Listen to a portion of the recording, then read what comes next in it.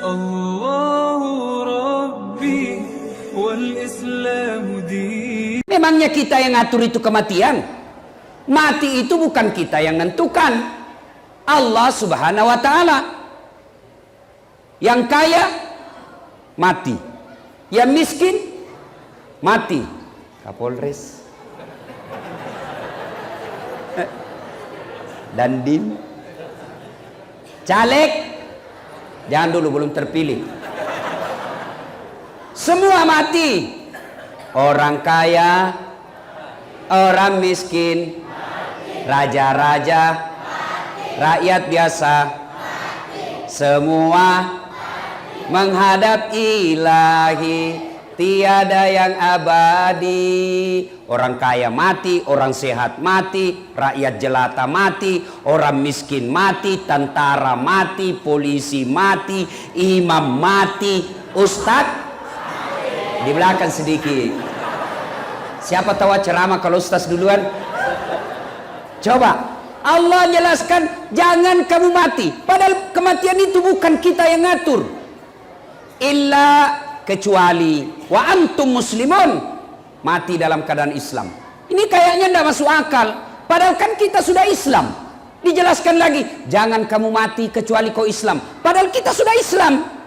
Ternyata ayat ini menjelaskan, mengingatkan kepada kita, hati-hati kau dasat, agamamu Islam, lahir kau Islam, khitan disunnak kau Islam, ijab kabul syariat Islam, KTP-mu Islam, tapi belum tentu kau mati dalam keadaan Islam.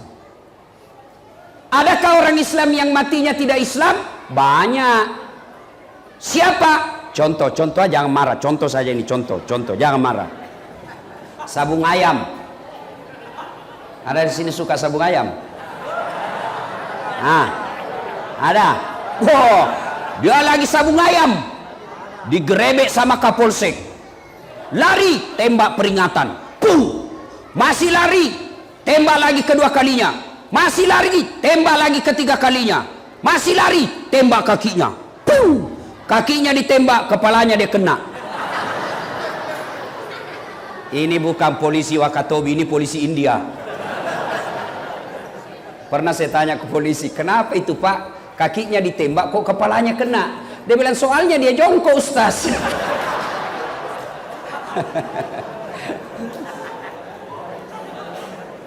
Tiba-tiba lagi judi, karena dia melawan aparat, mengancam jiwa aparat, mengancam keselamatan aparat, akhirnya tembak, pah, mati kafir. Kenapa? Dia mati dalam keadaan berjudi. Contoh lagi ya, contoh, jangan marah, contoh, jangan marah. Duda, ada duda di sini. Dilarang nikah sama anaknya, bapak ndak usah nikah, apalagi nikah, sebentar lagi pensiun.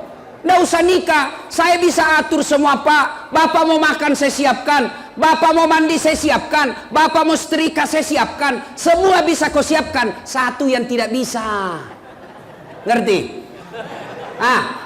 Tapi sudah tua, umurnya sudah tua, tapi baterainya tidak pernah lobet. Itu laki-laki selama masih ada jenis kelaminnya tidak pernah lobet itu. Dilarang nikah sama anaknya, akhirnya selalu nonton video porno. Dia pergi Kendari, makan obat kuat 3 biji supaya kuat. Pas makan obat kuat, overdosis, mati di atas perut. Mati kafir kau cilaka. Makanya kalau ada duda di sini, saya doakan cepat dapat jodoh. Apalagi anak muda, saweran 5.000 cari kawan, sudah dapat 50.000. Apa dibeli? Nggak usah vodka, mahal, nggak cukup. Apa? Lem pox. Dia campur lem tikus. Berarti jangan campur lem Korea, nggak mau tak buka mulutmu itu. Ngelem, overdosis, mati kafir. Lagi khamar dalam perutnya. Apalagi? Jangan marah ya, jangan marah. Pedagang, ada pedagang di sini? Nah, biasanya orang Bugis jago berdagang itu. Dia dagang, dia tulis bensin murni, padahal dia campur minyak tanah. Kenapa kau tulis bensin murni? Kau campur pada minyak tanah? Apa dia bilang? Kan istriku namanya Murni. Nipu pembeli, minum, makan dari hasil nipu, tok, mati kafir. Apalagi? Contoh gini, contoh, jangan marah. Ada anak sekolah, buru-buru pergi sekolah, melanggar rambu lalu lintas, dikejar sama polisi. Kau melanggar, kau tidak lihat ini rambu-rambu. Saya lihat pak. Kenapa kau langgar? Saya tidak lihat bapak. Nah ini pengadilan ini 250.000. Dan tidak ada uangku pak. Kau sudah tidak ada uangmu, melanggar lagi. Mari jom, 50.000. 30 juangku pak. Sudah, kau ambil 5.000, mari 25.000. Sudah dia pergi makan coto. Dari 25.000 itu dia makan coto. Ternyata dia makan coto 2 mangkok coto, 14 ketupat. Kenapa ketupatnya gratis? Kekenyangan, keluar dari warung coto, disambar geng motor, pom, mati kafir. Kenapa? Ada barang korupsi dalam perutnya, barang sogok dalam perutnya. Nauzubillah min zalik.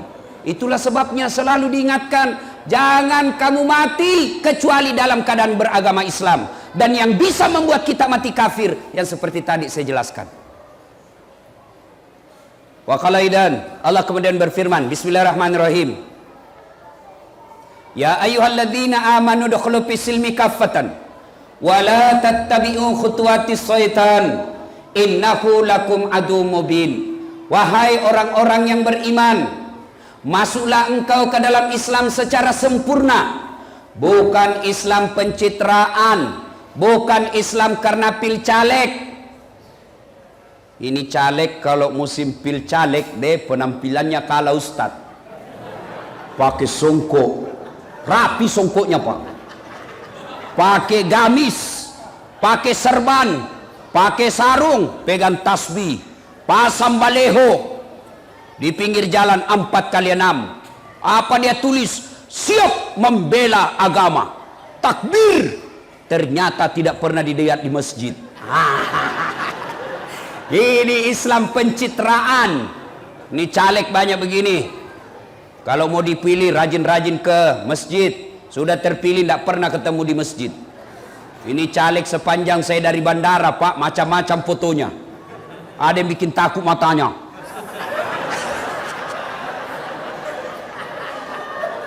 Ada juga kayak ABG. Macam-macam. Bu, kalau mau lihat caleg cerdas atau tidak, lihat apa ditulis di balehonya. Adalah tidak jelas apa dia tulis.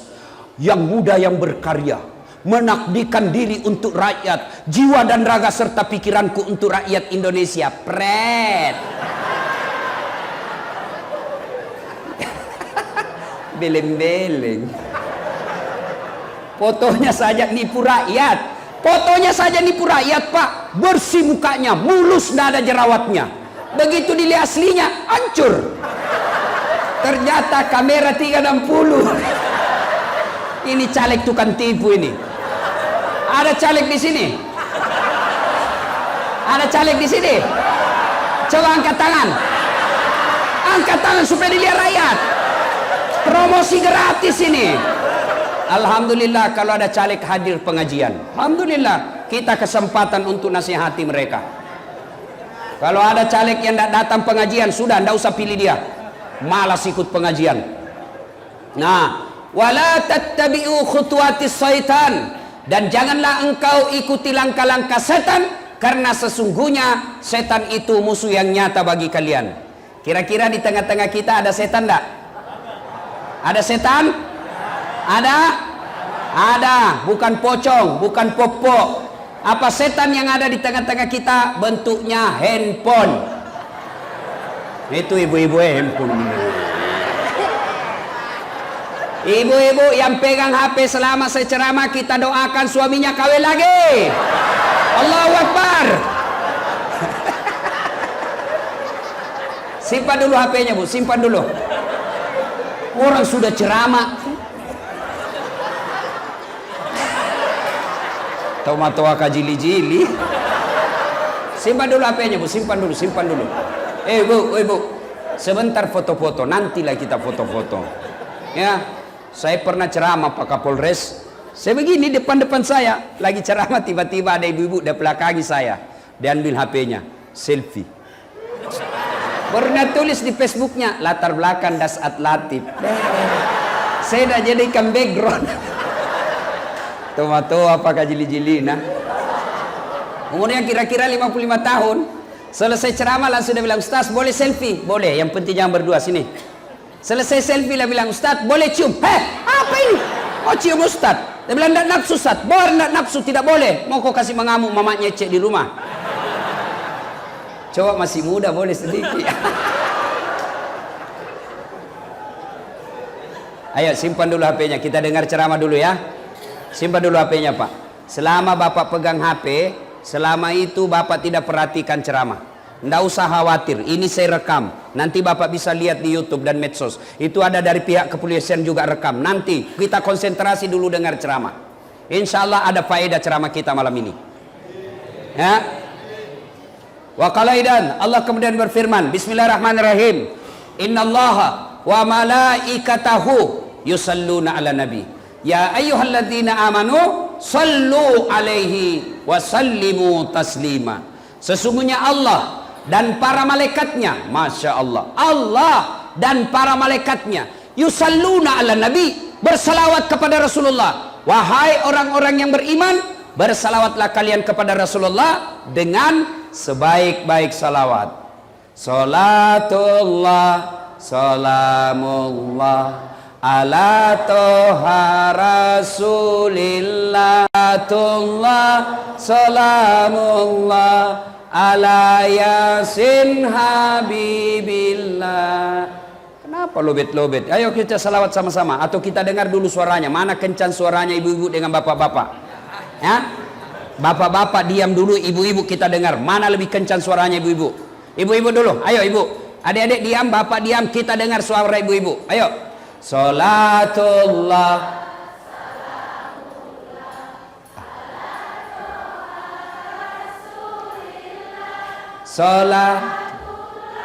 salat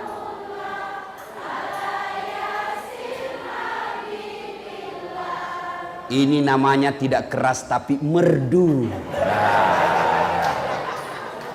Coba bapak-bapak, adik-adik diam, ibu-ibu diam.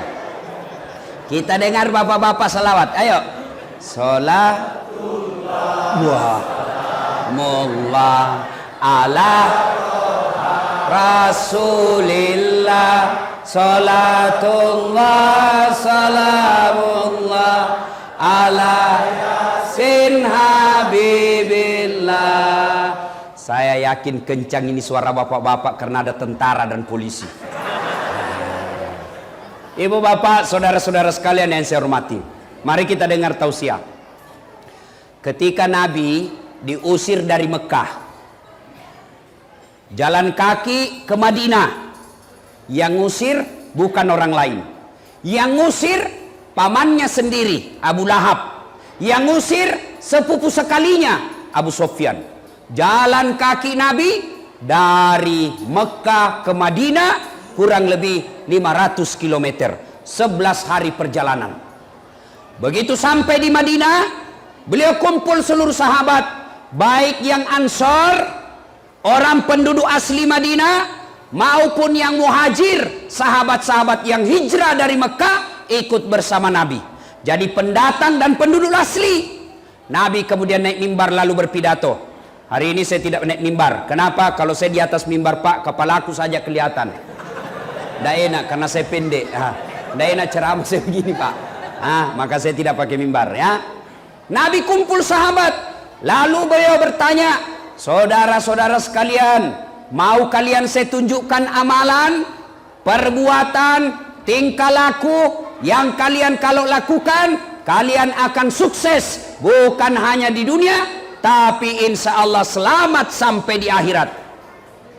Kira-kira kalau di sini masyarakat Wakatobi, Ustadz tanya, Bapak Ibu mau ndak sukses dunia akhirat? Pasti mau. Namanya sukses di akhirat, selamat di akhirat, selamat di dunia, selamat di akhirat. Maksudnya apa?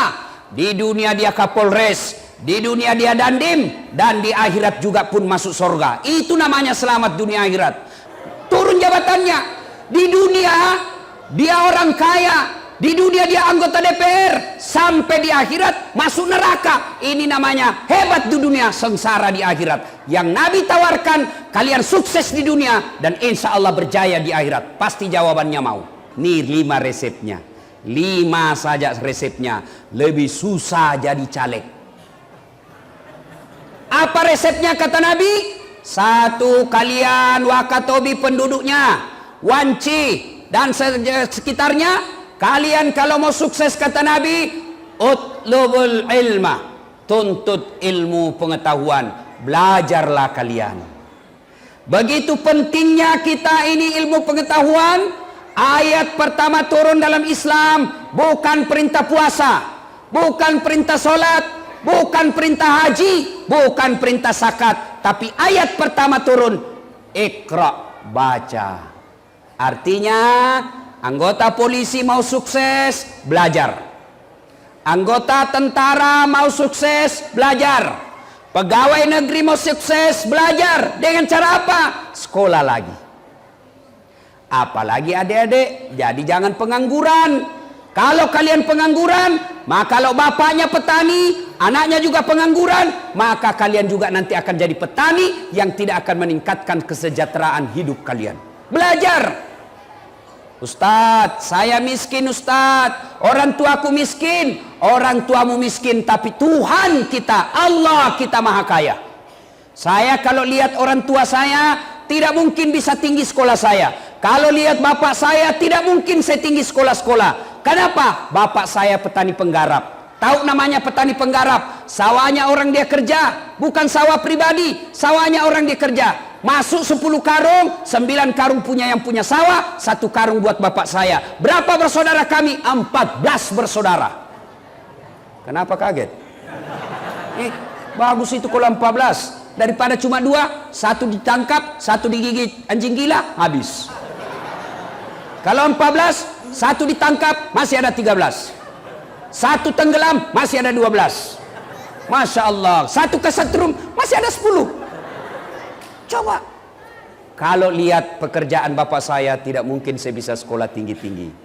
Tapi selalu dia bilang bapakku, ambokmu kasiasi, tapi pungallah ta'ala sogi. Bapakmu miskin, tapi Tuhanmu maha kaya. Mana buktinya? Ada ndak di sini mati kelaparan?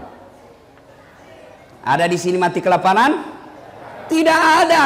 Berarti tidak usah cemas. Allah maha kaya. Sekolahkan anaknya Pak Ketua DPR, bikinlah peraturan, bikin perda yang membuat anak-anak miskin Wakatobi bisa dapat beasiswa, mereka yang cerdas-cerdas.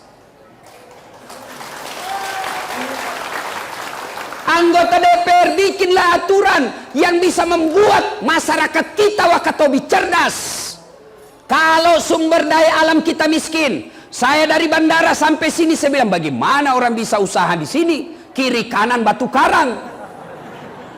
Beda di Sulawesi Selatan, sumber daya alamnya bagus. Beda di Morowali, sumber daya alamnya baik. Beda di Kendari, sumber daya alamnya bagus. Di Wakatobi agak susah. Tapi wala tai'asu mir rauhillah, jangan kau putus asa. Ada sumber apa? Kalau kita tidak punya sumber daya alam, maka sumber daya manusianya yang kita tempa. Gimana caranya? Cari anak-anak orang kaya Wakatobi, sekolahkan, kasih beasiswa, remaja masjid, cari yang cerdas, kirim dia sekolah, pulang kampung, bangun kampungmu. Ini tidak. Oh, ibadah bisa salah-salah tanpa ilmu. Hidup bisa sengsara tanpa ilmu. Hidup bisa susah tanpa ilmu. Contoh, ada yang tanya saya ceramah begini, bapak-bapak kalau Ramadan yang tidak boleh berhubungan suami istri dari subuh sampai maghrib, tidak boleh. Kalau bapak berhubungan suami istri di siang hari, maka bapak denda puasa 60 hari berturut-turut. Itu kalau siang. Kalau maghrib sampai subuh boleh, biar berapa kali semampumu. Saya cara ceramah begini, tiba-tiba ada datang bapak-bapak, kira-kira usianya 30 tahun. Dia bilang, Ustaz serius gitu tadi? Iya. Boleh kalau siang Ustaz? Tidak boleh. Malam? Malam boleh. Masa boleh malam Ustaz? Boleh. Halal, halal. Dia bilang, astagfirullah Ustaz, saya sudah 3 tahun, biar malam tidak juga. Aku bilang, kadongok kok. Makanya belajar ku agama. Ada lagi anak-anak SMA datang bertanya. Anak-anak SMA, Ustaz, bagaimana hukumnya kalau puasa tiba-tiba siang kita tidur siang, mimpi basah? Sah tidak puasanya? Sah, dengan catatan begitu kau bangun langsung pergi mandi, selesai itu lanjutkan puasamu. Kalau mimpi basah, kalau kreatif sendiri batal.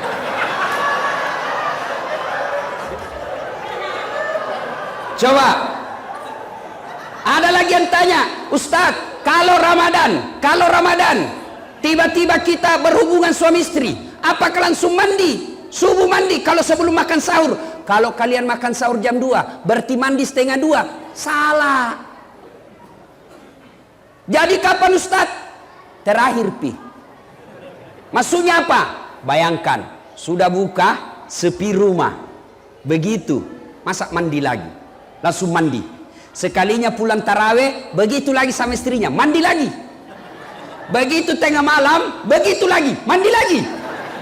Makan sahur, sebelum makan sahur, begitu lagi, mandi lagi. 4 kali mandi satu malam, mesek kok.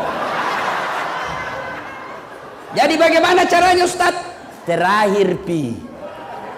Yang tadinya Ustaz sudah begitu, tidak wajib mandi, wudhu saja, cuci alena beliau. Sudah tidur.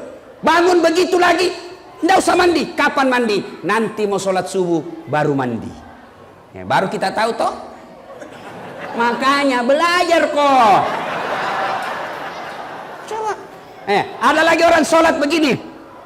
Saya lihat sholat begini Pak. Takbirnya Allah. Dia begini takbirnya. Ada juga begini. Ada juga begini. Wah, macam-macam takbirnya. Saya pergi tanya, apa itu yang begini? Dia bilang, saya tulis Allah. Oh iya, masuk akal. Saya bilang, mana dalilnya? Dia bilang, tidak, nenekku dulu ajar Kak. Nenekmu Nabi. Ini juga bisa saya artikan 3-0. Itulah pentingnya ibadah. Ada juga orang sholat, pentingnya ilmu. Ada orang sholat, di sampingnya ada dia kasih begini tangannya. Goyang-goyang begini. Ini anak muda di sampingnya, dia lihat, ini orang tua goyang tangannya. Wah, dia lebih kencang. Ditanya, kenapa kau lebih kencang? Nah bilang, itu kan sudah tua, lobek Ustaz. Kalau saya full casa, salah kok. Ayo, ada lagi sholat berjamaah. Allahu Akbar. Imam sudah baca surat pendek. 9. Waladhdallin. Amin. Imam baca Bismillahirrahmanirrahim. Qul huwallahu ahad. Dia baru masuk. Allahu Akbar. Baru dia baca Allahu Akbar kabira walhamdulillahi katsira subhanallahi bukratan. Allahu Akbar. Imam sudah Allahu Akbar. Maka orang ini ketinggalan 1 rakaat. Kenapa? Karena dia membaca yang sunnah, sementara dia tidak baca Fatihah pada ada waktunya untuk baca Fatihah. Kalau terlambat begitu Ustaz, tidak usah baca doa iftitah, langsung baca Al-Fatihah. Kenapa? Karena Al-Fatihah wajib, doa iftitah sunnah. Pikir kalau sunnah ketemu wajib, gugur sunnahnya, wajibnya dulu laksanakan. Baru kita tahu toh. Makanya belajar kok. Ayo, jelas. Belajar. Masya Allah. Ayat pertama turun, Iqra, bacalah tentang ilmu kepolisian supaya kalian cepat jadi jenderal. Bacalah ilmu tentang pertahanan negara supaya kalian bisa jadi kasat secepatnya. Bacalah tentang ilmu bumi supaya kalian menjadi insinyur geologi. Baca tentang pertanian supaya kalian jadi sarjana pertanian yang handal. Sudah itu kembali kau ke Wakatobi, bangun kau punya kampung. Belajar. Alhamdulillah, orang yang belajar dengan baik, dia tekuni ilmunya, Allah janji. Polisi yang belajar dengan baik, tentara yang belajar dengan baik, ASN yang belajar dengan baik, Allah janji. Apa janji Allah? Yarfa'illahu alladhina amanu minkum walladzina utul ilma darajat. Allah angkat derajatmu. Coba, mana buktinya? Bapak-bapak polisi yang tamatang SMA, ya tak putar-putar saja di sini, Pak. Di Wakatobi saja putar-putar, pangkat paling tinggi ke Polsek.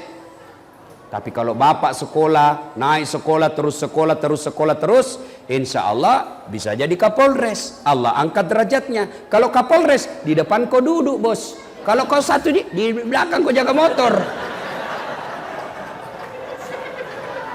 Ya ketawa, saya serius ini. Coba, iya. Mana lagi contohnya? Dasat Latin. Coba, biar saya terlambat di depan ki Ustadz. Apa bagiannya? Coba lihat kuenya. Pilihan kelas 1, Pak. Bapak yang tidak ustaz, ya kotak-kotak satu isinya. Itu sudah Allah buktikan. Allah angkat derajatmu. Kalau kau punya ilmu, Allah angkat derajatmu. Imam Ali karamallahu wajah, sahabat Nabi yang paling cerdas. 4 sahabat Nabi, Nabi jelaskan Ali bin Abi Thalib sahabat saya paling cerdas. Paling cerdas memang. Ali bin Abi Thalib ditanya, ya Ali, kalau kau disodorkan sebuah pilihan antara harta dengan ilmu, kau pilih mana Ali? Ibu-ibu, kalau saya tanya ki, ibu-ibu, saya sodorkan ki iPhone X dengan kitab Durratun Nasihin, pilih mana, Bu? Pilih kitab pencitraan. Pasti pilih handphone. Ali bin Abi Thalib ditanya, Ali, kau dikasih harta dengan ilmu, pilih mana? Ali punya pikir, wah, saya pilih ilmu. Panas juga orang ceramah sini, Pak. Kenapa pilih ilmu, Ali? Kata Ali, ada 3 kelebihan ilmu dibanding harta. Ada 3 keutamaan ilmu, kehebatan ilmu dibanding harta. Apa itu? Kata Ali. 1, harta setengah mati kau jaga, ilmu dia yang jaga kamu. Contoh, bapak punya uang 5 juta, kasih masuk di safety box, belek-belek. Bapak ndak tahu kalau bilang ke safety box belek-belek. Itu belek-belek dikasih gembok. Sudah itu belek-belek dikasih gembok, dikasih masuk lemari. Lemari digembok juga. 2 mi gemboknya. Keluar kamar digembok. 3 gemboknya. Keluar rumah, gembok rumah. 4 gemboknya. Keluar pagar, gembok pagar. 5 gemboknya. Sampai di pasar hilang kuncinya. Ayo, setengah mati dijaga itu uang. Iya, setengah mati kita jaga uang. Sementara ilmu dia yang jaga kamu. Mana contohnya? Pak Dandim, Kapolres, Ketua DPR, ada semua itu yang jaga. Di rumah dinas ada polisi yang jaga. Kemana-mana dikawal patroli. Kenapa? Karena punya ilmu, dijaga. Kalau orang punya ilmu, Pak, harta setengah mati kau jaga dia, ilmu dia yang jaga kamu. Yang kedua, kelebihan ilmu. Dengan ilmu kau bisa dapat harta, tapi dengan harta belum tentu kau dapat ilmu. Saya ulang, dengan ilmu kau bisa dapat harta, tapi dengan harta belum tentu kau dapat ilmu. Contoh, dengan ilmu bisa dapat harta. Sekarang orang stres karena naik harga tiket. Saya tidak pernah stres. Kemana-mana saya naik pesawat, dibayarkan, tidak pusing saya berapa harganya. Biarkan kasat bimas yang pusing belikan saya tiket. Tidak ada urusan. Hebatnya lagi, pergi tidak bawa uang, pulang bawa uang. Dengan ilmu. Coba Kalau orang punya ilmu, lempar kemana saja, dia bisa dapat duit. Kenapa? Karena dia punya ilmu. Sementara dengan harta, belum tentu kau dapat ilmu. Contoh, ada orang kaya di kampungku Pak. Kaya memang Pak, banyak tambaknya, tapi tidak tahu membaca. Anaknya ajarlah bapaknya membaca, supaya gampang cepat membaca. Dia kasih huruf-huruf besar yang ada gambarnya. Ejai Pak, PE, P, tambah P, pep, SO, so, DEDNT, apa bacanya? Odol. Padahal Pepsodent. Beleng-beleng. Banyawannya itu Pak. Coba, waktu masuk wartel di kampungku, warung telepon, waktu itu belum ada HP. Dia masuklah kamar bicara. Dia buka nomor HP-nya anaknya yang sudah dicatat. Masuk kamar bicara langsung bilang, halo, halo, ambokmu, halo. Saya bilang, bagaimana mau nyambung ngaji? Pencet dulu nomornya. Kau lah balik tak? Nah, saya pencetkanlah nomornya. Sudah dia pencet, tak balik lagi. Yang untuk di telinga nak simpan di mulutnya. Yang di mulut dah simpan di telinganya. Berteriak, halo, halo, tak ada dengar. Saya bilang, Haji, terbalik Haji. Langsung dah bilang ni, loha, loha. Aduh, saya bilang, bukan halo aja terbalik. Coba, ini banyak duitnya, tapi beleng-beleng. Sampailah dia di Makassar. Sampai di Makassar, dibawa anaknya jalan-jalan ke mall. Masuk di mall, dia lihat tangga lift. Bapak tahu tangga lift? Yang naik turun. Dia lihat tangga lift. Wih, menyala. Ada di atasnya menyala, terbuka. Dia baca, open. Wih, besarnya pembikin kuenya ini. Dah bayangkan pembikin kue di kampungnya deh. Lopona nasa pak buat bepane ye. Terbuka, ada orang Cina. Mau masuk, dia teriak, weh, jangan masuk, panas. Panas itu openg, jangan kau masuk. Masuk ini orang Cina tertutup. Begitu beberapa saat kemudian, terbuka, keluar orang Irian. Dia bilang, ku bilang, memang jangan kau masuk. Hangus maka. Padahal lah yang masuk, lah yang keluar. Makanya belajar bos. Ayo Pak, bapak-bapak kasih sekolah anaknya Pak. Jangan sampai bapak tidak sekolahkan ya. Sudahlah, kau ndak usah sekolah. Nanti kau sarjana pengangguran juga. Lain orang yang otaknya sarjana jadi petani dengan otaknya tidak sarjana jadi petani. Pasti beda hasilnya. Kalau anak tak sarjana, dia kemudian menjadi kepala rumah tangga. Meskipun dia tidak punya kerja sebagai pegawai, pasti beda ketika mendidik anak orang sarjana dengan tidak ada sekolahnya. Kan sekolahkan anak. Yang ketiga, keutamaan ilmu kata Ali. Harta kasih orang berkurang, ilmu kasih orang tambah. Saya punya uang 5 juta. Saya kasih anak yatim 3 juta, maka uang saya berkurang nilainya menjadi tinggal 2 juta. Sementara kalau saya tahu Al-Fatihah, saya ajarkan kepada anak yatim piatu, saya ajarkan ke anak TKTPA, maka ilmuku bertambah, maka itu disebut amal jariah. Maka belajar adik-adik sekalian, jangan pernah berpikir saya orang miskin, Allah maha kaya. Masya Allah. Ya, saya dulu di kampung Pak, kalau lihat pesawat, saya bilang dalam hati, saya kejar itu pesawat Pak. Baru saya lari-lari, kapal lalu tuh. Saya lihat itu di atas, kan kapal lalu tuh bahasa Bugis itu. Kapal lalu tuh, kapal. Saya kejar itu Pak sampai masuk saya di got. Dalam hatiku, bisa aja itu nanti naik pesawat. Saya bisa aja naik pesawat itu nanti saya meninggal. Subhanallah, dengan ilmu yang saya miliki, saya sudah bosan naik pesawat Pak. Hebatnya lagi dibayarkan. Coba, maka adik-adik sekolah, ya, itu gelarnya Ustadz Dasat panjang betul kan? Doktor Dasat Latif, SOS, Sarjana Sosial, SAG, Sarjana Agama, MSI, Master Sains, PhD, Philosophy of Doctor. Orang tua aku ndak kaya, tapi Allah maha kaya. Maka jangan putus asa, kata Allah dalam Quran, wala tai'asu min rauhillah. Jangan kau putus asa. Maka adik-adik sekalian sekolah. Ya, belajar dengan catatan yarfa'illahu alladzina amanu minkum.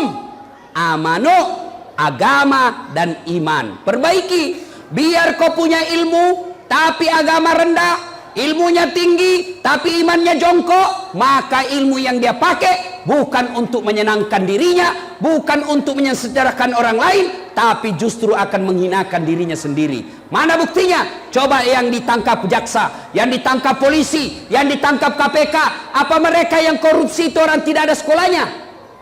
Mereka yang ditangkap perampok uang negara, mereka buta huruf tidak ada sekolahnya? Tidak, mereka semua tinggi sekolahnya, tapi karena imannya rendah maka akhirnya masuk penjara. Maka seimbangkan iman ilmu. Ini yang pertama. Kalian masyarakat Wakatobi, Bapak Ibu belajar. Allah angkat derajat orang yang belajar.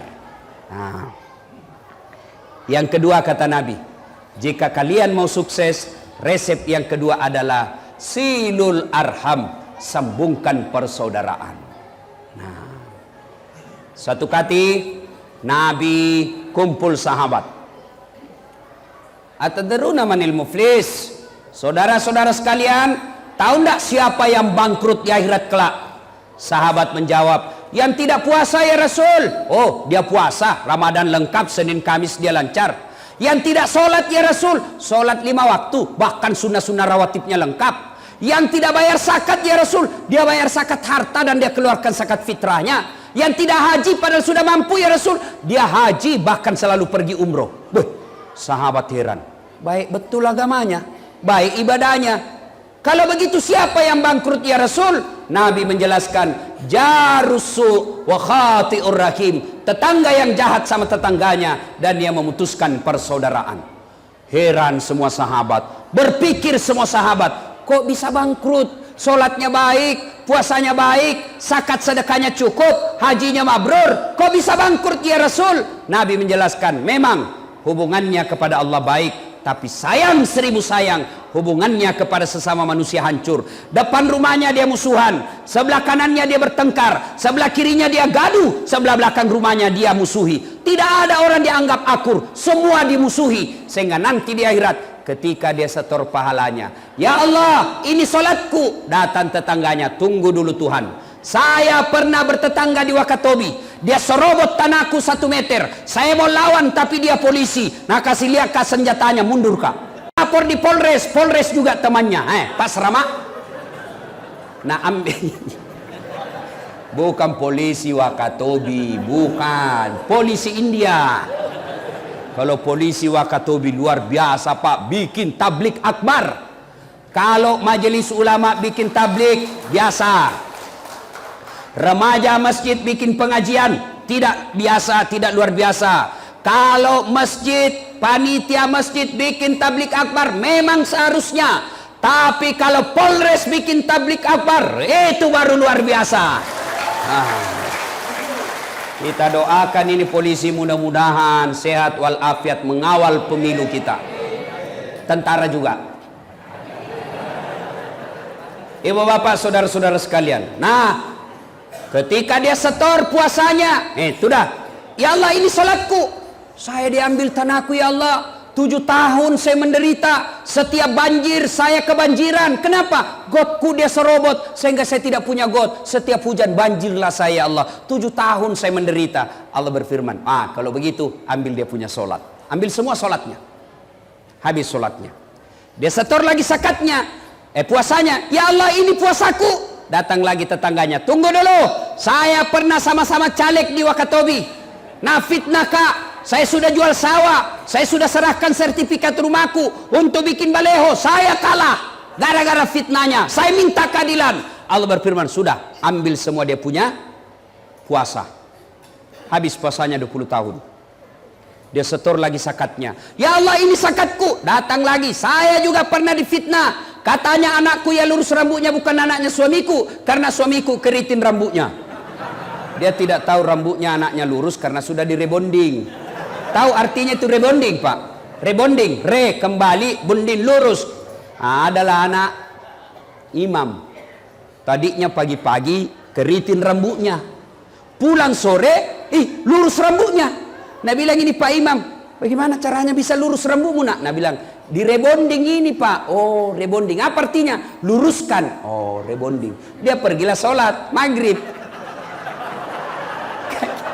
Kan kalau maghrib itu imam bilang, luruskan dan rapatkan saf. Beda rawai pak, rebondingkan saf.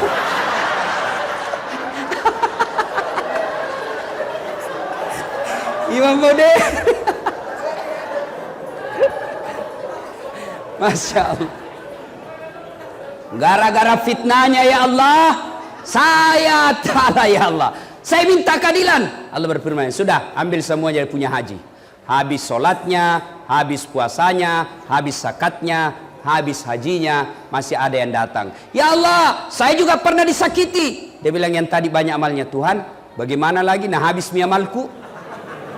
Kata Allah berfirman, supaya adil, ambil dosanya orang yang pernah kau sakiti hatinya.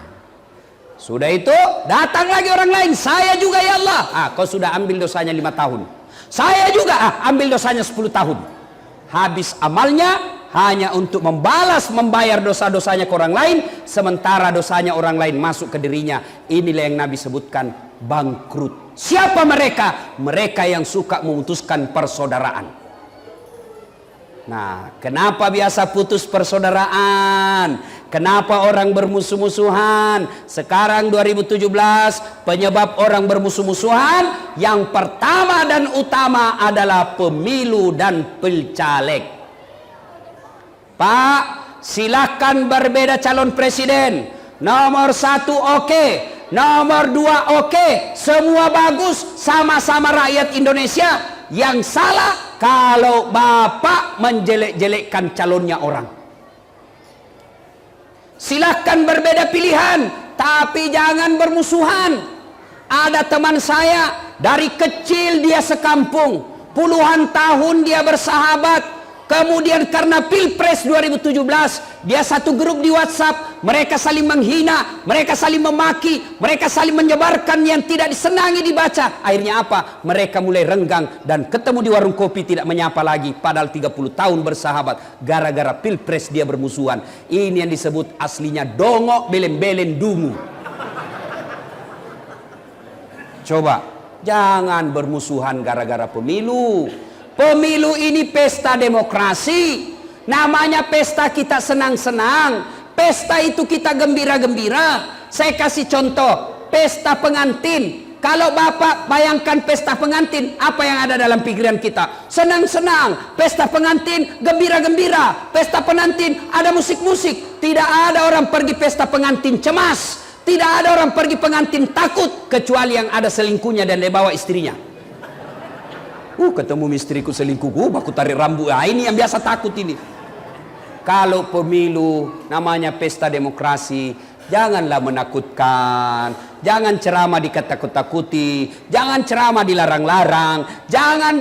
Ya ini pesta, sekali 5 tahun. Kau dikala calonmu, maju kau lagi 5 tahun yang akan datang. Ayo, apa yang menyebabkan pemilu kita kadang-kala ini bermusuhan orang? Siapa mereka yang bisa memecahkan dalam pemilu ini? 1, calegnya sendiri. Caleg, tolong kasihan, jangan kau bodoh-bodohi masyarakat. Caleg, jangan ajari masyarakat money politik. Kau sosialisasi saja, sampaikan saja apa visi misimu, sampaikan apa yang ingin kau lakukan. Tidak usah bawa duit sogok masyarakat, jangan beli masyarakat. Sampaikan saja, kerja saja dari pintu ke pintu. Bawa kartu namamu, bawa visi misimu. So sudah itu kau berdoa kepada Allah dalam salat tahajud. Minta kau kepada Allah. Kalau Allah yang getarkan hatinya orang, tidak ada yang mustahil buat Allah. Tidak usah kau bawa duit. Kasih duit 300.000, bodoh-bodohi masyarakat. Ya, sampaikan saja visi misimu. Balehomu jangan macam-macam kata-katanya. Bikin yang jelas, yang bisa diukur. Misal, insya Allah saya terpilih di Wakatobi, garam gratis. Jelas itu kerjanya. Kalau saya terpilih, pupuk di Wakatobi, gampang kau temukan. Itu jelas. Jangan hidup mati bersama rakyat. Apa mesum bos?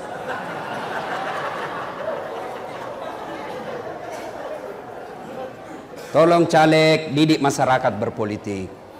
Masyarakat jangan memeras caleg.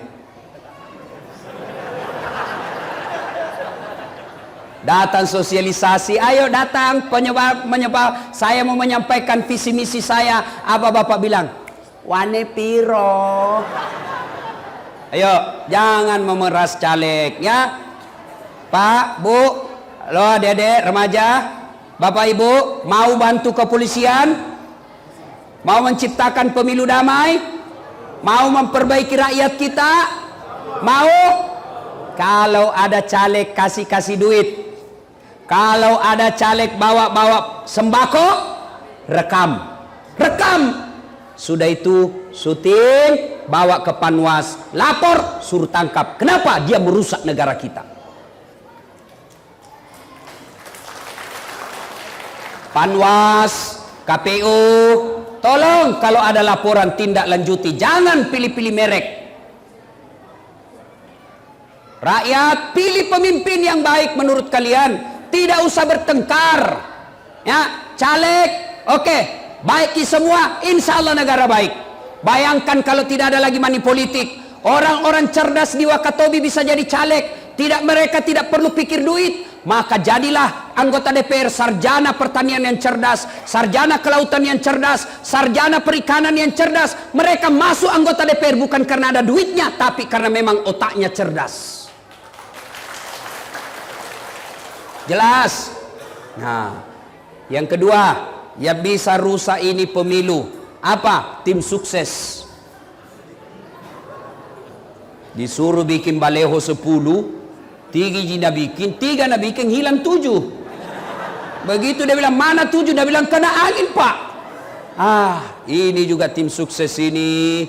Jangan kau makan uangnya orang. Jadi tim sukses dia yang sukses. Nah bilang orang pak kena wali-wali. Jangan, jadilah tim sukses yang berpikir untuk kemajuan bangsa kita.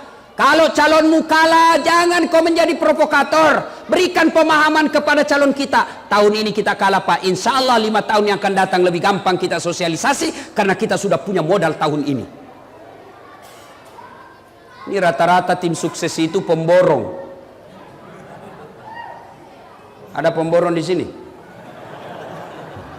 Pernah dengar ceritanya pemborong di akhirat? Pernah?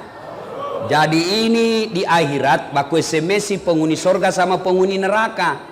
Nah bilang penghuni sorga, bagaimana kabarmu di situ di neraka? Nah bilang, tidak ada enaknya.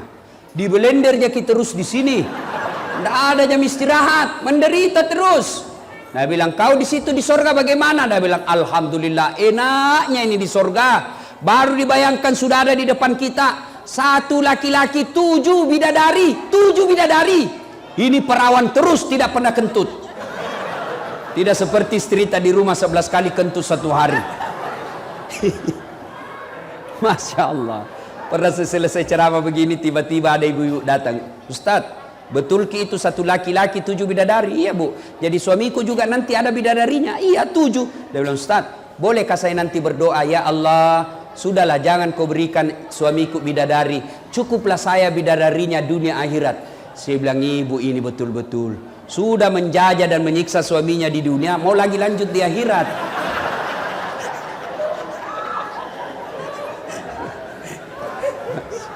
Ibu bapak, saudara-saudara sekalian. Ya, apalagi yang bisa merusak persaudaraan? Apalagi hoax. Apa itu hoax? Berita bohong, berita fitnah, berita menyebarkan kebencian, isi-isinya menghasut. Itu bahaya. Di samping bapak dapat dosa, juga bisa bapak berurusan polisi, masuk penjara. Orang mau jadi anggota DPR, orang mau jadi presiden, orang mau jadi wakil presiden, kalian masuk penjara. Bodoh namanya itu. Jangankan fitnah, jangankan berita tidak benar, jangankan berita menghasut, berita benar saja tidak boleh disebarkan kalau itu mengancam persaudaraan kita. Satu kali Nabi bersabda, saudara-saudara sekalian, siapa yang syahadat diyakini sampai mati, la ilaha illallah Muhammad Rasulullah, dia yakin sampai mati, itu orang pasti masuk surga. Wah, senang Abu Hurairah. Abu Hurairah ini sahabat Nabi yang paling banyak meriwayatkan hadis. Senang Abu Hurairah, dia mau pergi umumkan di pasar. Lari-lari Abu Hurairah, ketemu sama Abu Bakar. Abu Hurairah mau ke kemana buru-buru? Saya mau menyampaikan berita gembira. Apa? Baru saja saya dengar Nabi bersabda, siapa yang syahadat diyakini sampai mati pasti masuk surga. Umar bilang, betulkah Nabi bilang begitu? Betul. Umar bilang, saya tidak percaya. Ayo, coba kita datang kepada Nabi. Saya mau dengar langsung dari Nabi. Ini dalam teori jurnalistik disebut check and recheck. Qurannya disebut patabayanu, bertabayun. Bahasa Indonesianya klarifikasi. Umar bilang, tunggu dulu, apa betul Nabi bilang begitu? Umar sama Abu Hurairah datang kepada Nabi. Ya Rasulullah, katanya Anda mengucapkan, siapa yang mengucapkan 2 kalimat syahadat diyakini sampai mati pasti masuk surga. Apa betul begitu ya Rasul? Nabi jelaskan, betul. Umar bilang, masalahnya ini Abu Hurairah mau umumkan di pasar. Terus kenapa? Jangan ya Rasul. Kenapa? Nanti salah paham orang. Yang penting kau syahadat biar judi masuk surga.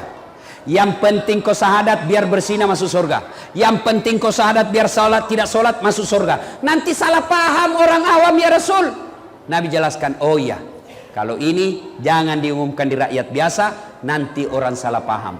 Sehingga kita dalam Islam ada yang disebut likulli makam makal wa likulli makal makam. Setiap tempat ada bahasa yang cocok untuk tempat itu, dan setiap bahasa ada yang cocok tempat untuk bahasa itu. Mungkin ada beritanya, ada faktanya, ada benarnya, ada saksinya, tapi kita pikir, wah kalau ini saya sebarkan di Wakatobi rusuh orang, sudah, tidak usah saya sebarkan. Maka orang yang tidak menyebarkan meskipun benar, itulah yang disebut mengutamakan kemaslahatan, maka dia dapat pahala. Sebaliknya, kalau dia sebarkan berita-berita kebencian, apalagi fitnah, maka selain Bapak bisa dipenjara, juga Bapak akan mendapat dosa jariah. Meskipun Bapak sudah meninggal, dosa-dosanya tetap Bapak terima, karena gara-gara Bapak yang sebarkan, orang ikut melakukan fitnah dan kejelekan.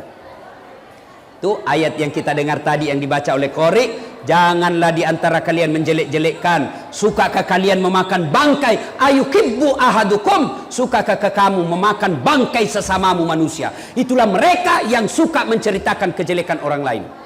Penyakitnya ibu-ibu ini, Pak gosip. Biar ustaz na gosip juga. Apa nak bilang? Itu lagi ustaz, itu je bajunya nak pakai waktu na di TV One. Kenapa? Susah kok. Itu ibu-ibu kalau kumpul begini kan biasa gosip. Tidak nak cerita tapi baku kopi itu. Apa? Apa?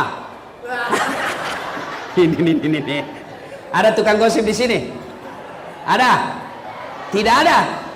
Motor lolos.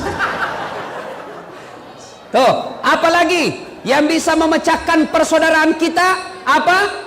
Yaitu sangka buruk. Sangka buruk. Nah ibu-ibu, saya sering mendapat curhatan orang-orang bercerai rumah tangga gara-gara apa? Sangka buruk. Janganlah bersangka buruk kepada suami. Suami janganlah bersangka buruk kepada istri. Tidak ada baiknya itu orang sangka buruk. Sebaliknya, sangka baik itu tenang perasaan, sangka baik itu bikin tentram hati. Contoh saya Pak, saya itu banyak pengalaman. Apa yang saya minta Allah tidak kabulkan, ternyata Allah kasih saya yang jauh lebih baik. Tamat SMA saya daftar tentara, saya mau jadi akabri penerbang. Begitu tes fisik Jalan Garuda depan kantor Pertamina, tes fisik tidak lulus. Kenapa? Ceper, tidak cukup tinggiku. Saya protes kepada Allah, ya Allah kenapa kau lahirkan saya dalam keadaan pendek? Kau tidak rugi jadi tuan kalau saya jadi tentara. Temanku lulus polisi, sekarang dia di Sulbar reserse pakai baret merah. Saya lulus jadi ustadz pakai baret putih. Alhamdulillah dengan baret putih yang saya pakai, mulai baret hitam sampai baret merah, ku caramai ko semua. Allah kasih yang terbaik bos. Malam ini polisi sama tentara ku caramai. Allah kasih yang terbaik. Jangan pernah sangka buruk. Saya sudah gagal tentara, saya daftar kedokteran. Saya daftar kedokteran Pak. Saya sholat tahajud 40 malam berturut-turut. Tidak pernah putus Pak, 40 malam. Saya salat tahajud 40 malam berturut-turut. Saya kursus bimbingan belajar. Saya nasar puasa 7 hari kalau saya lulus. Ibu bapak saya doakan saya. Saya juara umum 2 di sekolah saya tamat SMA. Mendaftar kedokteran. Begitu tes, tidak lulus. Temanku tidak pernah nakalan nilaiku. Lulus, sekarang dia tugas di Kepulauan Aru. Karena saya lulus di Sospol, saya pulang kuliah dari Unhas, terjadi tabrakan di Perintis Kemerdekaan. Saya turun tolong dia, ini yang tabrakan, berceceran darah di aspal. Dia yang tabrakan, saya yang pingsan. Ternyata saya tidak bisa lihat darah sampai sekarang Pak. Saya di YouTube saja lihat orang Pak berdarah, itu kayak pusing saya lihat. Ternyata Allah takdirkan saya jadi ustadz. Allah seolah-olah berfirman, bagaimana kau menjadi dokter? Nah kau tidak bisa lihat darah, cilaka. Temanku yang jadi dokter tugas di Kepulauan Aru 3 tahun yang lalu sebelum lebaran, saya telepon, dokter pulang ke lebaran? Tidak Ustadz. Rugi-rugi tuh jauh-jauh cari uang, tidak pulang lebaran sama orang tua. Mahal tiket Ustadz, mahal tiket 17 juta sampai 20 juta. Saya bilang dalam hatiku, untung saya tidak jadi dokter. Jadi Ustadz kemana-mana dibayarkan. Coba. Jadi jangan sangka buruk. Wahai caleg-caleg, kalian sudah jual uang, jual sawah, gadaikan sertifikat rumah, sudah jual mobil, pasang baleho, sosialisasi, tidak terpilih, sangka baik. Bisa jadi 2 tahun yang akan datang diperiksa jaksa, ternyata satu kantor terlibat semua korupsi, masuk penjara, bonus 10 tahun penjara. Allah tidak mau kalian masuk penjara sehingga kalian tidak lolos jadi caleg. Saya 2013 ikut pilkada di Makassar, Pilwali Makassar, 10 pasang calon. Saya tidak jadi menang. Dia bilang orang kalah Ustaz, tidak, cuma yang menang lebih banyak suaranya dari saya. Ini namanya sangka baik. Belum tentu dia kalah saya. Alhamdulillah saya tidak jadi wali kota, tapi saya jadi ustadz keliling kemana-mana ke seluruh dunia. Coba kalau saya jadi waktu itu, paling di Makassar saya terputar-putar. Sangka baik. Bapak anggota kepolisian dikirim ke sini, sangka baik. Jangan sangka buruk, sangka baik. Inilah tempat yang terbaik. Sangka baik. Enak itu kalau orang sangka baik. Ibu-ibu jangan sangka buruk sama suami. Suaminya dijadikan tahanan kota. Baru 1 jam pergi suaminya menelpon, di mana kau Pak? Pelan-pelan kau dengar semua teman. Di mana kau? Ada jadi Polres sini. Kau juga itu kayak apa saja. Mana kau? Di kantor. Foto dulu baru kirim. Kasihan jadi bapak polisi. Ada di sini laki-laki takut sama istrinya? Ada? Ada? Berhenti kau jadi laki-laki cilaka. Apa mau takut sama istri? Nah semua gaji tak ambil. Coba Pak, belum bisa saja naik itu gaji, dia sudah tahu. Coba, bekerja sama bendahara. Coba, semua gaji kita diambil, dicicilkan mobil, dicicilkan rumah, bajunya semua kita belikan, sampai gencun cilaknya kita belikan, tawasnya pun kita belikan. Masa kita mau takut sama dia? Ustaz, kalau marah nak bacakan piring, kalau dia pecahkan 1 piring Pak, bapak pecahkan 1 lusin. Kenapa? Piring boleh dibeli, tapi harga diri sebagai suami tidak boleh diinjak-injak istri. Allahu Akbar.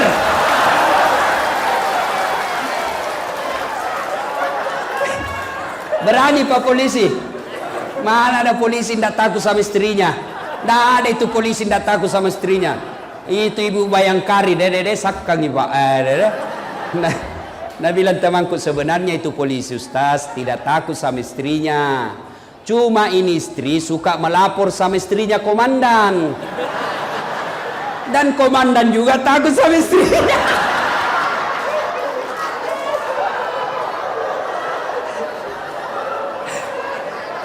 Ibu,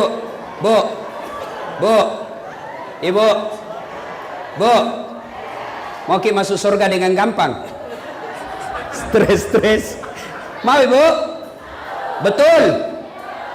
Suruh suami tak kawin lagi. Mana yang mau tadi? Nah, sudah bilang ibu-ibu, banyak jalan menuju surga. Memang banyak, tapi jalannya macet. Bu, ibu tidak bakal masuki surga kalau kita suka sakiti hati suami kita. Siapa bilang begitu, Ustaz? Rasulullah Muhammad sallallahu alaihi wasallam. Nabi menjelaskan, andai saja manusia boleh sujud kepada sesamanya manusia, maka istri saya wajibkan sujud kepada suaminya. Kenapa? Karena dosa istri ditanggung oleh kami suamimu. Bu, tidak boleh keluar rumah langkah-langkah kaki ibu, laknat Allah menyertainya kalau dia keluar rumah tanpa izin suami. Kenapa bisa begitu, Ustaz? Karena langkah-langkah ibu kami suami yang tanggung dunia akhirat. Kalau suami tukang judi, suami pemabuk, suami pesina, suami koruptor, tapi istrinya istri yang soleha, tidak ada urusan dengan suamimu. Suamimu masuk neraka, kamu ibu tetap masuk surga. Bahkan Nabi jelaskan, tadkhulul jannati bisalam, silahkan kau masuk surga dari pintu mana kamu suka. Beda kami laki-laki, suaminya ulama, suaminya penghafal Quran, suaminya rajin ibadah, istrinya tidak pakai jilbab, istrinya tukang gosip, istrinya tidak sholat, istrinya tidak puasa. Meskipun suaminya ulama, suaminya tetap masuk neraka menemani istrinya. Ku ampusakum wa ahlikum nara. Maka ibu jangan pernah keluar rumah tanpa izin suami. Maka fungsi suami bukan sekedar cari nafkah, fungsi suami bukan sekedar melindungi istri, fungsi suami bukan sekadar mendidik istri, tapi yang pertama dan utama, fungsi suami bagi ibu adalah cari ridanya suamimu, karena ridanya suamimu adalah ridanya Allah. Paham? Bu, maka jangan susah itu jadi suami, Pak. Maka ibu-ibu hargai itu suami, tak kasihan. Nah, carikan ki uang. Kadangkala di kantor dimaki-maki sama komandannya, biar cocok ditinju perutnya. Siap salah komandan, siap salah komandan, salah komandan. Coba sampai lagi di rumahnya dimaki laki lagi sampai, bodoh memang kau, kenapa kau tidak melawan? Apa mau dilawan nak komandan tak? Coba di kantor dimaki-maki, di rumah dimaki-maki, terpesan anak muda di jalan yang jalan pada ditempel empak-pak. Bu, jangan ketawa, saya serius ini. Ibu-ibu ini biasa suaminya dia tidak hargai. Datang temannya suaminya dia perlihatkan bahwa lihat kok suamiku saya atur. Datang keluarganya suaminya dia kasih lihat, lihat kok saya atur suamiku. Datang mertuanya, lihat kok suamimu anakmu saya atur. Bagaimana suami kita mau tenang di rumah? Jadilah istri yang soleha, yang menenangkan hati para petugas. Bagaimana suami kita mau bekerja di kantor dengan baik kalau istrinya suka maki-maki? Bagaimana istri suami kita mau cari nafkah dengan tenang kalau ibu selalu menteror? Tidak bisa dipercaya. Suaminya pergi, dia juga pergi ngelayap. Suaminya kasihan pergi ke laut cari penjahat di laut. Istrinya pergi tawaf. Nah, kelilingi semua satu komplek. Mau tahu nak tahu semua isi rumahnya orang. Beli kulkas na cicil gitu. Nah lebih tinggi. Kau nak suruh bayar. Ini semua. Jangan ketawa, saya serius ini. Bu, harga itu suami kasihan. Setengah mati itu suami tak carikan ki uang. Nah tanggung ki dunia akhirat. Ya, jangan muliakan suami. Kalau suami tak tidak baik sifatnya, dia yang berurusan dengan Allah. Yang penting ibu cari ridha suami. InsyaAllah. Ya, bisa ibu? Coba ki kalau pulang kodong ini suami tak pengamanan pemilu, stres terus, ada orang demo suami tak lagi, bukan dia yang punya masalah, tapi dia dihadapkan dengan pendemo, padahal pemerintah yang bikin masalah. Berhadapan dengan dilempar, sampai di rumah dimaki-maki sama istri, mau makan tidak ada makanan, bagaimana suami tak mau semangat? Coba beda kalau pulang suami tak kita hibur, dimarah-marah sama komandan. Ya memang begitulah sayang. Syukur kita ada kerja tak. Bayangkan itu sepupu tak kodong yang pengangguran. Tenang dia punya perasaan. Pulang suami tak kita sambut. Assalamualaikum kakandaku Arjunaku. Pulang suami tak kita sambut dengan lagu. Bila kamu di sisiku, hati rasa syahdu. Marah-marah suami kita menyanyi saja. Insaflah wah. Itu lagunya ibu-ibu dulu. Nggak ada majelis taklimnya, nggak ada baju seragamnya, nggak pernah ikut pengajian, tapi sopan sama suaminya. Coba Mi. Sekarang ibu-ibu bukan lagu-lagunya begitu. Apa lagunya? Yo, yo ayo, yo ayo, yo. Ayo apa? Ayo poligami ya. Ya, pulang suaminya ndak pernah rapi-rapi, daster tinggi sebelah, kelihatan tali BH, panjang bulu kalepaknya, ada bedaknya, nak kasih bontek matanya, ndak pakai sisir. Pulang suaminya, nak bilang suaminya, astagfirullah, gorilla. Bagaimana kita suami ndak stres? Di kantor kepoluan cantik-cantik, di jalan SPG manis-manis, menyapa dengan sopan, assalamualaikum komandan, bagaimana kabar? Sampai di rumah, wa ilaha illallah, nonton TV di atas kakinya, makan canggoreng, menguap lagi depan suami sambil angkat kete.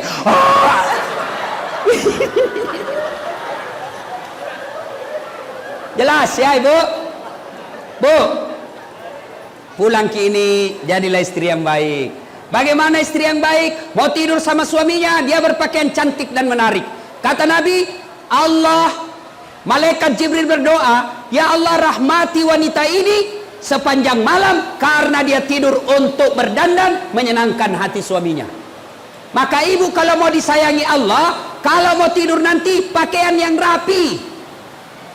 Bentar bu, coba dipraktekkan sebentar ibu. Lo pakai baju renang. Besok pulang suami tak dandan memang bagi. Tapi jangan juga berlebihan. Kuncir 3 rambutnya. 2 di samping, 1 di depan. Pakai you can see selop tinggi. Pulang suaminya dia bilang astagfirullah kesurupan. Ya, ibu bapak, saudara-saudara sekalian. Ini yang kedua, ya. Kalau kalian mau sukses, masyarakat Wakatobi kata Nabi, 1, tuntut ilmu pengetahuan, 2, wa'tasimu bihablillahi jami'an wa la tafarraku. Berpegang teguhlah kalian kepada tali persaudaraan agama Allah dan janganlah engkau bercerai-berai. Bahkan Rasulullah sallallahu alaihi wasallam menjelaskan, umat Islam itu seperti badan ini. Innamal mu'minuna ikhwa. Kita ini bersaudara. Dan yang ketiga, kalian mau sukses, kata Nabi, ahsin kalamaka, haluskan tutur katamu, bicaralah yang santun, bicaralah yang sopan, jangan bicara menyakiti perasaan orang. Nah ibu bapak, karena sudah mulai kacau, sudah hujan, saya lihat perhatian bapak ibu sudah keluar, ya insya Allah lain waktu dan kesempatan kita akan lanjutkan. Cukup ya, kita salawat dulu. Ibu-ibu ya maju-maju sedikit bu, maju-maju, kasihan itu ibu-ibu yang basah. Ya, ya sambil maju-maju kita salawat. Salatullah, salamullah, ala toha,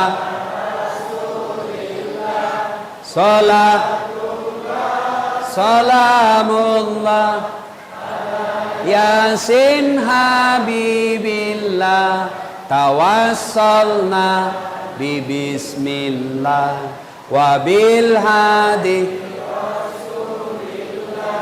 wa kulli mujahidilillah bi ahlil badri ya Allah. Ibu bapak, ini hujan turun. Ada ndak yang bisa jumlahkan, yang bisa hitung itu air yang jatuh berapa tetes? Ada kira-kira? Dengar cerita. Nabi bersama malaikat Jibril. Tiba-tiba Nabi melihat ada malaikat 1 juta jari-jarinya. Berapa bapak ibu punya jari-jari? 20. Kalau ada 19 atau 21 berarti kelainan. Ini malaikat 1 juta jari-jarinya. Nabi takjub, weh banyak betul jari-jarinya. Ya Jibril, siapa itu Jibril? Jibril menjawab, itu malaikat yang Allah tugaskan untuk mencatat jumlah air hujan yang jatuh. Nabi tanya sama ini malaikat, wahai malaikat yang 1 juta jari-jarinya, Apa kau mampu mencatat tetesan air yang jatuh ketika hujan? Kata malaikat ini, iya. Saya akan catat air yang jatuh di gunung, air yang jatuh di laut, air yang jatuh di daratan, semua aku catat. Berapa jumlahnya saya tahu. Makanya Allah kasih ke 1 juta jari-jari. Lalu malaikat ini berkata, ya Muhammad, ada satu yang tidak bisa aku catat. Saya tidak bisa mencatat berapa banyaknya, karena banyaknya sehingga saya tidak bisa mencatat. Apa itu wahai malaikat? Malaikat menjawab, saya tidak mampu mencatat pahala umatmu apabila dia berkumpul lalu dia bersalawat kepadamu. Makanya saya setiap ceramah selalu ajak ki salawat. Kenapa? Karena kalau kumpul ki begini lalu kita bersalawat, pahalanya lebih banyak, itu jumlahnya pahala salawat daripada tetesan air yang jatuh ketika hujan. Salatullah salamullah ala toha salatullah salamullah ala yasin. Kita cerita lagi tentang persaudaraan. Nabi jelaskan, umatku itu seperti badan ini. Ibaratnya kata Nabi, orang Wakatobi ini, ya, wanci, apalagi? Itu. Ya, itu. Kata Nabi, orang yang ada di sini seperti badan ini. Coba lihat badan kita, Pak. Tangan kanan gatal tanpa disuruh kiri yang garuk. Tangan kiri yang gatal tanpa diundang kanan yang garuk. Gatal dua-duanya kerja sama. Coba lihat tangan kita, jari-jari kita, Pak. Mana yang paling tinggi? Mana yang paling tinggi jari-jarinya? Jari-jari tengah. Jari-jari tengah. Jari-jari tengah dia paling tinggi. Tapi siapa yang dikasih pakai cincin? Jari-jari manis. Jari-jari tengah, kau paling tengah. Tapi ketika buang air besar, mana yang gosok? Ini enggak bersih. Mana yang gosok? Kamu yang panjang. Coba itu tubuh adil. Coba. Maka kita di Wakatobi ini seperti badan ini. Coba lihat badan, Pak. Satu sakit, yang lain ikut merasakan. Ya, kalau ada masyarakat Wakatobi diserang, disakiti, maka kita semua ikut merasa disakiti. Coba lihat, kalau kita jalan, malam-malam jalan, tahan tuh kakinya, begitu tahan tuh kaki, langsung itu mulut meniup. Mata mencari mana yang luka, tangan mencari obat, kasih. Padahal kaki yang tahan tuh. Tidak ada orang tahan tuh kakinya, cek, langsung Nabi bilang mulut, siapa suruh kau jalan? Pergi mah kau jalan kau lagi pasole. Enggak. Begitu kita di Wakatobi ini, kita harus kompak. Ya, satu sakit, yang satu ikut merasakan. Dan biasanya putus persaudaraan ini di Wakatobi gara-gara apa? Satu penyebab kita biasa ini bicara belah itu, persaudaraan kita ini sombong. Orang sombong itu apa? 2 sifatnya. Apa sifatnya sombong? 1, menolak kebenaran. 2, nganggap remeh orang lain. Itu sombong itu. Kenapa dia sombong? Kapolres, Dandim, jangan sombong karena jabatan. Kenapa? Jabatan ada masa habisnya. Kapan habis? Pensiun. Biar Pak Kapolres sepupu 1 kali sama Kapolri, tapi kalau sudah pensiun, wabillahi taufiq wal hidayah, tongkat komando kasih saya. Coba. Jangan sombong karena jabatan. Ketua DPR mau sombong 5 tahun. Kalau terpilih lagi, kalau tidak terpilih, wabillahi taufiq wal hidayah, keluar lagi Pak, diganti kau lagi. Coba, jangan sombong karena jabatan. Apalagi yang membuat kita sombong? Cantik gagah. Jangan sombong kalau kau cantik. 17 tahun sweet 17 kau cantik, tapi balik itu angka 17. 71 masih cantik kok. 71 senyum, lari cucumu dikira mau digigit. Apalagi Karya-karya Nabi yang membuat lagi kita sombong apa? Ilmu. Ini ustadz. Adakah ustadz yang bisa memecah belah umat? Banyak. Ceramahnya menghasut, ceramahnya menimbulkan kebencian, ceramahnya suka memecah belah, ceramahnya suka memfitnah, ceramahnya suka bahas-bahas perbedaan pendapat. Itu ustadz sombong itu. Ada itu ustadz sekarang, sebenarnya bukan ustadz, mengaku ustadz. Baru belajar 3 bulan, itu pun melalui YouTube. Langsung nak kasih kafir semua orang. Maulid bid'ah, masuk neraka, tidak ada pada zaman Nabi. Isra Mi'raj bid'ah, tidak ada pada zaman Nabi, sesat, masuk neraka. Takziah malam kematian bid'ah, tidak ada pada zaman Nabi, masuk neraka. Jabat tangan selesai sholat bid'ah, masuk neraka. Doa bersama selesai sholat tidak ada pada zaman Nabi, bid'ah, masuk neraka. Masa bos gara-gara doa bersama kau kasih masukin neraka? Saya ini membaca sejarah hidup Nabi dengan segala jenis pengarangnya. Tidak pernah saya baca sejarah Nabi ceramah menyakiti hati orang. Semua orang dengar ceramahnya Nabi tenang. Ada sahabat datang, ya Rasulullah, heboh di Madinah. Kenapa heboh? Ada orang tawaf di Mekah, anuji saja nak baca, ya Rahim, ya Rahim, ya Rahim, ya Rahim. Ada sahabat, ya Rasulullah, ada aliran sesat, dia tawaf cuma baca, ya Rahim, ya Rahim. Nabi penasaran, pergi lihat, betul. Tawaf rahim-rahim saja disebut. Ya Rahim, ya Rahim, ya Rahim, ya Rahim. Nabi ikut dari belakang, terbawa arus. Nabi juga ikut. Ya Rahim, ya Rahim, ya. Wah, marah ini orang. Siapa ini ikut-ikuti saya? Dia balik, dia tidak tahu. Dia banting Nabi. Cak. Siapa kau? Ikut-ikuti saya. Kalau bahasa Bugis, pacobi-cobi. Saya lapor kau sama nabiku. Kata ini orang tadi ya Rahim-Rahim. Saya lapor kau sama nabiku. Nabi tambah cemas. Berarti aliran sesat betul ada nabinya. Siapa nabimu? Muhammad. Muhammad siapa? Muhammad bin Abdullah. Langsung muncul Jibril. Itu kalau ada yang sakiti Nabi langsung muncul Jibril, Pak. Seperti itu iklan rokok. Wane piro?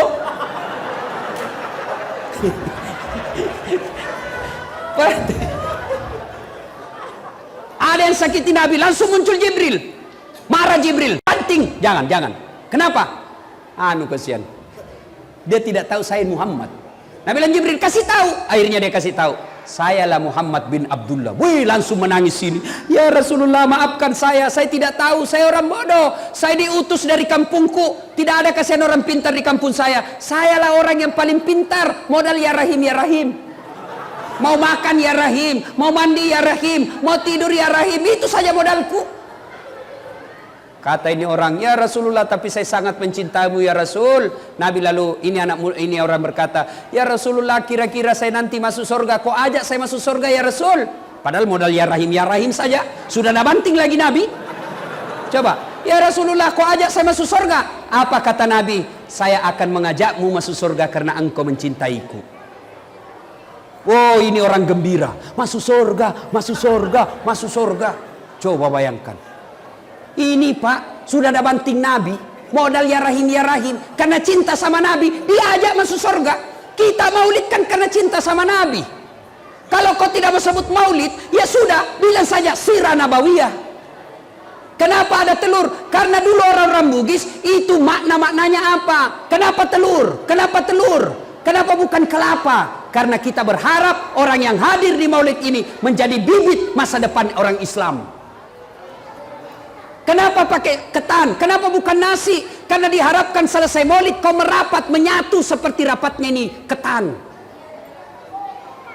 Itu maknanya. Kenapa songkoloknya kuning? Kenapa tidak warna merah? Kuning itu warna keemasan. Diharapkan selesai kau maulid orang cinta seperti cintanya orang sama emas. Itu maknanya. Sekarang masuk neraka. Tidak ada pada zaman Nabi. Kalau begitu jangan kau ceramah pakai mic. Tidak ada pada zaman Nabi, maka mari kita ceramah tidak pakai mic. Tidak ada mic pada zaman Nabi. Ini ceramah pakai. Saudara-saudara sekalian, apa mau dengar? yang bagus. Bagaimana polisi kasihan, tentara tidak bingung, pemerintah tidak bingung. Kamu ceramah menyesat-nyesatkan, akhirnya orang bertengkar, akhirnya masjid ribut gara-gara itu. Jangan. Itulah sebabnya ada namanya imam mazhab. Di Indonesia terkenal imam mazhab 4, di Maroko itu 9 imam mazhab. Coba, yang bagus, kau maulid, iya. Kau tidak maulid, iya. Yang maulid, silahkan maulid. Jangan kau bilang sesat yang tidak maulid. Yang tidak maulid, tidak usah kau maulid. Yang penting jangan kau bilang sesat yang maulid. Selesai. Kau tidak mau berdoa bersama selesai sholat, tidak usah. Tapi jangan kau bilang sesat yang doa bersama. Enak kan kita? Coba enaknya kalau kita semua ini elemen bersatu, ya, kompak, tidak saling menyalahkan, sama Nabi kita, sama Tuhan kita.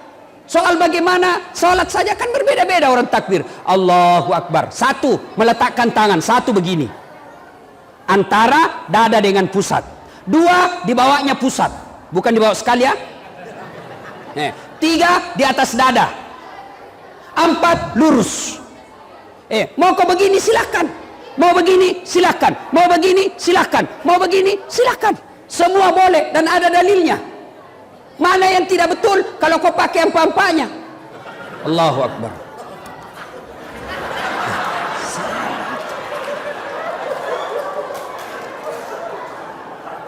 Ini banyak orang belajar. Saya kasih contoh. Orang Pak, adik-adik ini, anak-anak milenial, yang kau belajar melalui YouTube, jangan kau terima mentah-mentah.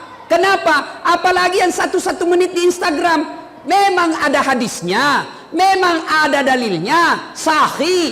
Tapi Bapak tidak diberikan dalil yang lain. Kenapa? Karena waktunya 1 menit.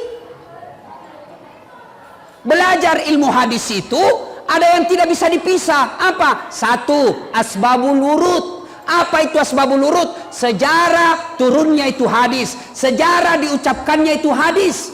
Apa yang perlu ditahu? Sejarah hukum Islam. Apa sejarah hukum Islam? Apa hubungannya dengan fikih? Kita harus tahu di mana itu Nabi ucapkan itu hadis. Kenapa? Karena tempat menentukan kesimpulan fikihnya. Contoh, kita pernah mendapati hadis Nabi turun kalau mau sujud tangannya dulu.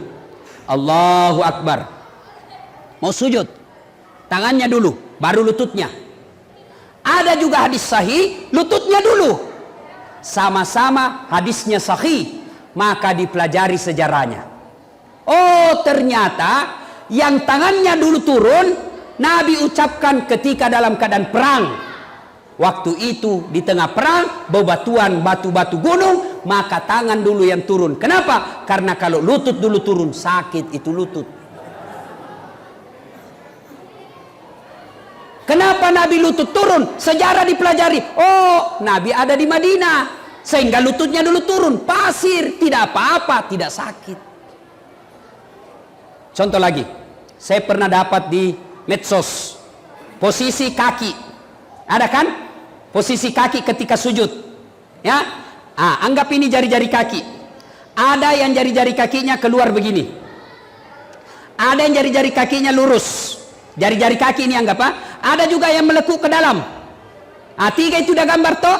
Yang pertama lurus begini, nah coret. Salah. Yang di tengah kakinya menghadap keluar jari-jarinya. Salah. Yang di tengah baru yang menghadap ke dalam, baru nak tulis benar. Ini tidak bijaksana. Kenapa? Yang kiri kanan bukan salah, tapi tidak sesuai sunnah. Yang di tengah itulah sunnah. Beda maknanya salah dengan sunnah. Kalau salah otomatis batal. Kalau sunnah artinya kau lakukan, nilainya pahalanya tinggi. Kalau kau tidak sunnah tetap sah tapi pahalanya kurang. Itu. Ini belajar agama melalui YouTube. 1 menit habis kuotanya. Nah, salahkan semua. Ini ustadz sombong ini yang begini. Jangan kau suka salahkan pendapatnya orang. Lebih baik kau jelaskan semua imam mazhab. Mana yang dia pilih terserah. Ya, jangan mau terhasut bahwa kalau ini presiden terpilih hilang tahlil. Kalau ini hilang terpilih maka tidak ada begini. Jangan, itu hanya otak-otak kotor yang mau mencari kemenangan secara kotor. Jelas? Jangan sombong gara-gara ilmu. Marah Tuhan nak cabut ilmumu. Caranya apa? Nak kasih pikun kok. Ada orang banyak sekali gelarnya. Diprotes sama istrinya. Pak, biasanya kalau kau mau mengajar, kamu mau pensiun. Kalau kau mau mengajar, kau cium-cium jiratku. Ini sudah hampir 2 minggu, tidak pernah lagi kau cium-cium saya. Langsung dia bilang suaminya, berarti siapa ku cium selama ini? Ternyata pembantunya nak cium. Jangan juga modus, mentang-mentang sudah dengar begini, masuk kamarnya pembantu, didapat sama anaknya. Ku kira mamakmu nak. Ayo, jangan sombong gara-gara ilmu, jangan sombong gara-gara pangkat jabatan, jangan sombong gara-gara harta. Kenapa? Allah tidak senang orang yang sombong. Kenapa? Karena sombong itu pakaian Allah. Maka salah satu sifat Allah dari 99 disebut Al-Mutakabbir, yang maha sombong. Ibu bapak saudara-saudara sekalian, yang ketiga yang membuat kita sukses kata Nabi, ahsin kalamaka, haluskan tutur katamu, jangan memaki, jangan mengeluarkan kata-kata kotor. Saya kasih contoh. Bapak bersedekah tapi dengan cara kasar, orang tidak terima. Contoh ya, saya kasih ki uang tapi dengan cara kasar. Woi, dah saat mau ke uang ya, ini ada uang 1 juta, ambil kok. Pakai kaki. Oh, kalau orang Bugis Nabi bilang, saya miskin, ku tobok kau kalau kau kasih gitu kak. Coba, jangan. Allah senang orang-orang yang tawadu. Allah senang orang yang halus tutur katanya. Matur nuwun. Gimana kabar? Ini anak-anak yang perlu diajari pak. Anak-anak kita sekarang sopan kalau sama cowoknya. Assalamualaikum kak. Hei cewek, hei cewek, kalau terima kau telepon, jangan kau juga mendayu-dayu, membuat cowokmu terpesona dan naik nafsunya. Coba bedek kalau kau tegas terima telepon. Dia bilang cowok tak, assalamualaikum, waalaikumsalam. Di mana dek? Di rumah. Jalan, apa jalan-jalan? Coba itu ndak berani itu laki-laki. Waalaikumsalam. Di mana dek? Di rumah aja kak. Bagaimana laki-laki ndak nafsu? Kalau sama cowoknya sopan, sama bapaknya baru satu dikasih tahu, keluarlah dia 10 kalimat. Sama bapaknya ndak pernah nak cium tangannya. Bapak-bapak ingat, kalau anak mau keluar rumah, cium tangan ndak? Nah cium tangan tak pak? Ndak, nah sliding ji pak. Oh ini. Sekalinya tangannya cowoknya tabek kak. Dongok. Cium tangannya cowokmu, dia kasih sekolah kok. HP-nya deh cowok. Woi cewek, ada di sini wallpapernya bapaknya, saya kasih kau hadiah. HP-mu, wallpapernya bapakmu situ fotonya. Fotonya siapa? Lee Min Ho, artis Korea, nak kenal kau dong? Bapakmu dong, dia yang sekolahkan kau, nantar jemput kau. Bagaimana hidupmu mau berkah kalau orang tuamu kau tidak hargai? Sama cowoknya sopan, sama pacarnya santun, sama orang tuanya kurang ajar, tipu saja mamaknya. Kalau mamaknya suruh jemput, mak, nak jemput kak dulu nak di pelabuhan, bapakmu sibuk. Mak, capek orang baru pulang sekolah. Sama mamaknya, sekalinya ceweknya, kak telepon, jemput kak dulu, tunggu deh 10 menit saya sampai. Mana hidupmu mau bagus? Ada anak tanya-tanya saya, Ustadz, orang tuaku ndak sholat, orang tuaku tukang tipu, orang tuaku pemabuk, ndak pernah diurus saya dari kecil. Bukan urusanmu. Urusanmu adalah birrul walidain. Ingat kisahnya Ibrahim. Ibrahim alaihissalam bapaknya namanya Azar, nyembah berhala. Ketika Ibrahim mau ribut sama bapaknya, Allah tegur, Ibrahim, bapakmu itu jangan kau lawan. Dia nyembah berhala, ya Allah. Bagaimanapun bapakmu, jangan kau lawan bapakmu. Kau yang keluar dari desamu. Makanya anak-anak sekarang kalau ditanya kenapa banyak sarjana menganggur, salah satu sebabnya waktu kuliah kasih bodoh-bodoh orang tuanya. Alasan pembayaran SPP, alasan uang kuliah, nah belikan pulsa cewek nah. Dikirim ke Kendari dengan harapan pulang gelar sarjana. Apa dibawakan bapaknya? Bukan sarjana, apa? Cucu. Apa tampu ila cilaka. Jangan ketawa, serius orang ini. Coba bingung saya lihat anak-anak sekarang pak. Nauzubillah min dzalik. Ya, kita juga pak, bagaimana anak kita tidak rusak? Nah kita juga sendiri yang kasar. Mendidik anak kasih contoh yang jelek. Awas kau kalau merokok kau, kalau merokok kau saya dapat, saya kasih makan kau sama bungkusnya. 15 menit kemudian dia bilang, nak, Piko belikan nggak dulu rokok? Ih, masuk lu apa? Ada perokok di sini? Ada? Berhenti Ki merokok, Pak. Saya doakan Ki berhenti merokok. Bapak kalau merokok, Pak, memperkaya orang Yahudi. Itu pabrik rokok semua yang ada di Indonesia orang Yahudi yang punya. Sahamnya orang Yahudi punya, Pak. Merokok kayak orang beleng-beleng. Itu aja nak kerja 10 menit sandar itu. Dong. Sekali-kali isap. Ya ketawa orang serius ini, Pak. Saya biar Ustadz kalau lihat Kak Ustadz merokok, biar hafal ayat banyak, langsung saya kali 0. Saya kenapa Ustadz? Rokok haram. Siapa bilang? Ulama Timur Tengah yang bilang haram. Tidak ada ulama Timur Tengah bilang makruh. Hanya ada sebagian Jawa Timur. Ternyata dia juga merokok. Ibu-ibu senang tidak suaminya merokok? Dengar aspirasinya ibu-ibu. Daripada bapak merokok, Nabi bilang tidak jalan otakku tidak merokok. Bohong. Buktinya Ramadan jalan di otak tak. Kalau bapak bilang baik itu rokok, besok pagi beli rokok 1 bungkus, panggil anaknya bapak yang paling bungsu SMP dengan istrinya, suruh merokok bertiga di situ. Bapak kalau anggap baik. Tapi pasti bilang biar bapak merokok, kau jangan merokok. Ah? Kenapa? Karena bapak tahu rokok merusak. Nabi bilang, temanku sebenarnya itu rokok tidak merusak Ustaz. Yang penting tidak ketemu rokok korek. Pernah dengar iblis ditempelin, Pak? Iblis ditempelin sama manusia. Datanglah ini iblis. Coba ini manusia. Pertama kamar dikasih hamar. Kau minum, minggu depan saya datang. Kamar kedua kasih kartu. Kau judi di situ, minggu depan saya pulang. Yang ketiga kasih rokok. Kau rokok sepuas-puasnya, minggu depan saya datang. Minggu depan datang, buka pintu pertama, baik masih mabuk, Pak. Oh, hebat ini manusia. Pintu kedua, masih menjudi, jago ini manusia. Pintu ketiga dibuka, baru dibuka langsung ditampilkan, pak, kurang ngajar kau. Kenapa kau kasih rokok tidak ada api?